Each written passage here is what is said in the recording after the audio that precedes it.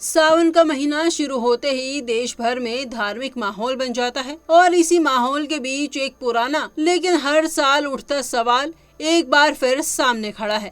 कावड़ यात्रा के दौरान मीट की दुकानों को बंद किया जाए या नहीं। जहां उत्तर प्रदेश सरकार ने 10 जुलाई से यह आदेश लागू कर दिया है, वहीं अब दिल्ली में भी इसको लेकर सियासत गर्म हो गई है। हर साल की तरह इस बार भी 11 जुलाई से कावड़ यात्रा शुरू हो रही है। हजारों नहीं लाखों श्रद्धालु हरिद्वार, गंगोत्री, गोमुख जैसे पवित्र स्थानों से गंगा जल लेकर दिल्ली, उत्तर प्रदेश, हरियाणा और राजस्थान के शिवालयों में चढ़ाने निकलते हैं।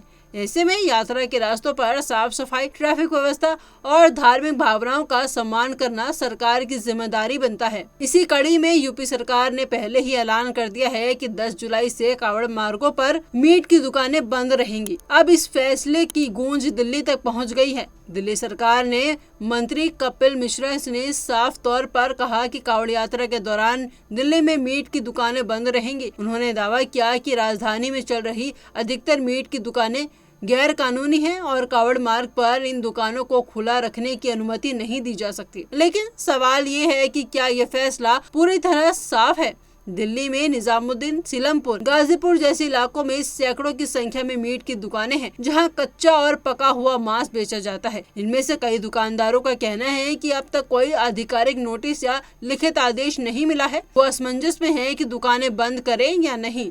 गाजीपुर की मीट मंडी एनसीआर की सबसे बड़ी मीट मार्केट मानी जाती है। यहाँ से दिल्ली के अलावा नोएडा, गाजियाबाद, फरीदाबाद जैसे शहरों में भी आपूर्ति होती है। दुकानदारों का कहना है कि अगर सरकार आदेश जारी करती है तो वो उसका पालन करेंगे, लेकिन 13 दिन की दुकान बंद से रोजी रोटी पर गहरा असर पड़ेगा। उनका कहना है कि हमारी दुकानें अवैध नहीं है, हम नगर निगम से रजिस्टर्ड हैं, लेकिन बिना नोटिस के कार्रवाई का डर हर साल सताता है। वहीं इस मामले पर व्यापारी संगठनों का भी बटा हुआ रुख देखने को मिला। चैम्बर ऑफ इंडियन इंडस्ट्री के मुखिया ब्रिजेश गोयल ने सरकार के फैसले का समर्थन करते हुए कहा कि 13 दिन का व्यापारिक नुकसान सहा जा सकता है, लेकिन करोड़ों लोगों की धार्मिक भावनाओं का सम्मान जरूरी है। दिल्ली पुलिस की ओर से अभी तक कावड़ मार्गों का कोई आधिकारिक नोटिफिकेशन जारी नहीं हुआ है, लेकिन जमीनी हकीकत ये है कि दिल्ली के लगभग हर इलाके से कावड़ यात्रा गुजरते हैं, किसी से कम, किसी से ज्यादा।